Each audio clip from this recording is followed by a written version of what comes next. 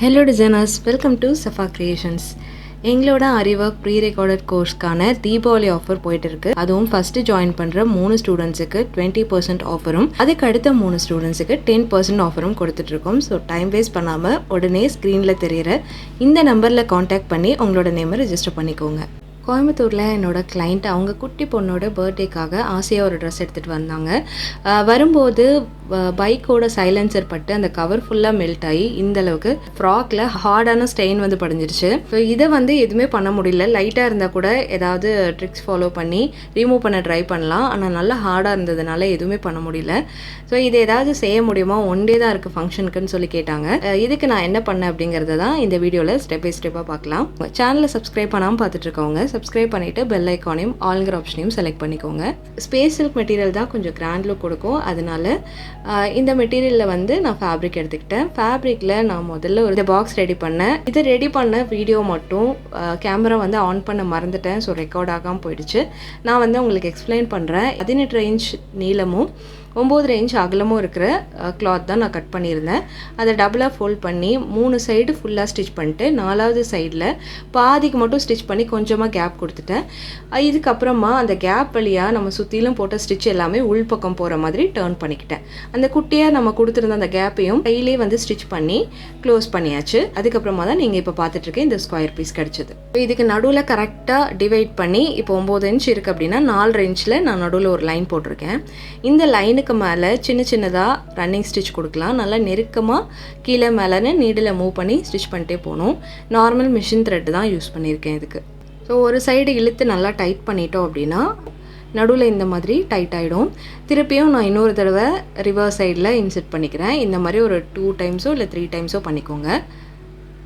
So நல்லா tight பண்ணிக்கோங்க. ஒவ்வொரு டைமும் நீங்கள் இன்செர்ட் பண்ணி ஊசியை விட்டு இழுக்கும் போதும் நல்லா டைட் பண்ணிக்கோங்க.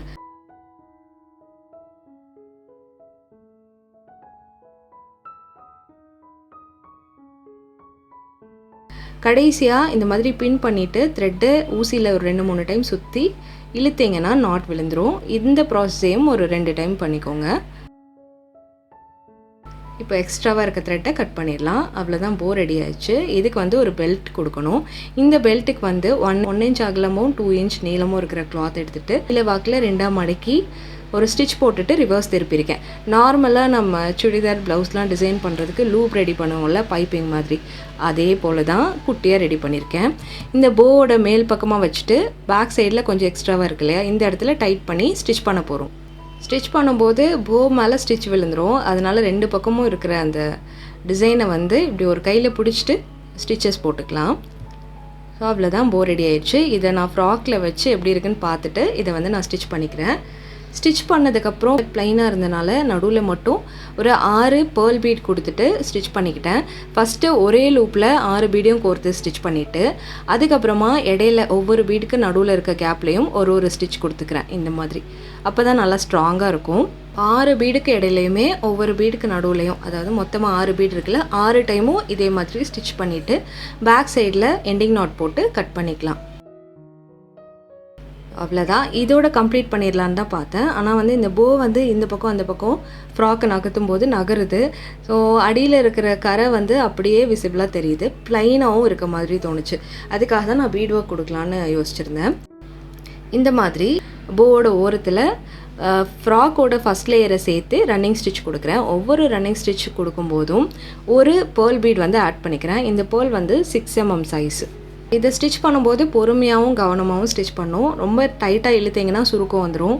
அதே சமயம் அந்த பேர்ல் கொடுக்கறது ஈவன் கேப்லேயும் இருக்கணும்.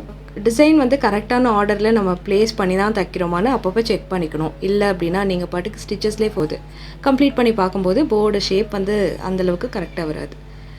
இந்த மாதிரியே கேப் விட்டு ஒரு லைன் நான் ஃபினிஷ் பண்ணிட்டேன். இன்னும் ஒரு பீட் கொடுத்து அந்த எண்டு கிட்ட நம்ம ஸ்டிச் பண்ணிடலாம்.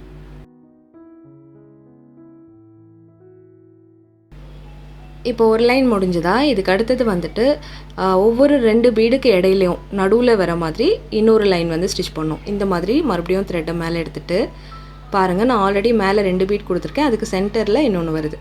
இந்த மாதிரி இன்னொரு லைன் ஃபிக்ஸ் பண்ணிக்கிறேன். டோட்டலாக 2 லைன், ஒவ்வொரு சைடும் 2 லைனில் இந்த மாதிரி பேர்ல்ஸ் அட்டாச் பண்ணிக்கலாம். ஃபுல்லாக ஸ்டிச் பண்ணிவிட்டு எப்படி இருக்குன்னு பார்க்கலாம். இதுக்கு அரௌண்ட் 45 மினிட்ஸ் ஆச்சு. ஸ்டிச் பண்ணி முடிச்சதுக்கப்புறம் இதோட லுக் வந்து இந்த மாதிரி சூப்பராக வந்திருந்தது. நான் எக்ஸ்பெக்ட் பண்ணதை விட ரொம்ப நல்லா இருந்தது. எனக்கு சாட்டிஸ்ஃபைங்காக இருந்தது. அவங்களுக்கும் ரொம்பவே பிடிச்சிருந்தது. இந்த குட்டி பொண்ணோட ஃபோட்டோவும் நான் இதில் ஆட் பண்ணியிருக்கேன் பாருங்கள். அவங்களும் ரொம்ப ஹாப்பி, எனக்கும் ரொம்ப சாட்டிஸ்ஃபைடாக இருந்தது. ஓகே பாய், நெக்ஸ்ட் வீடியோவில் பார்க்கலாம். தேங்க்யூ ஃபார் வாட்சிங்.